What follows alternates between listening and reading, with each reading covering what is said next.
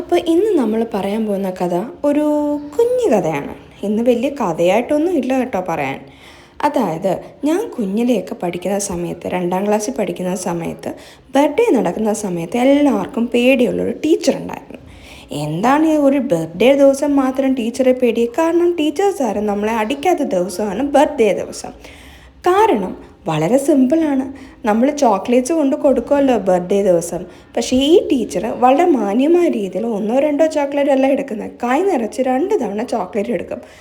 കുട്ടി തിരുത്തി പറഞ്ഞു കഴിഞ്ഞാൽ, ചുരുക്കത്തിൽ പറഞ്ഞു കഴിഞ്ഞാൽ, ഈ ടീച്ചർ ചോക്ലേറ്റ് എടുത്തതിന് ശേഷം പിന്നെ നമുക്ക് എടുക്കാൻ വേണ്ടിയിട്ട് ചോക്ലേറ്റ്സ് ഒന്നും കാണത്തില്ല. കുട്ടികൾക്ക് കൊടുത്തു കഴിയുമ്പോഴത്തേക്കും ചോക്ലേറ്റ്സ് തരും, ബാക്കിയുള്ള ടീച്ചേഴ്സിന് കൊടുക്കാനും കാണത്തില്ല.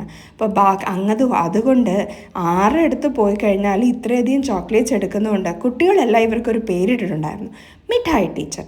നിങ്ങൾക്കും ഉണ്ടായിരുന്നോ ഇതുപോലത്തെ മിഠായി ഒത്തിരി എടുക്കുന്ന മിഠായി ടീച്ചേഴ്സ്? ഉണ്ടെങ്കിൽ കമൻറ്റിൽ പറയാൻ മറക്കല്ലേ.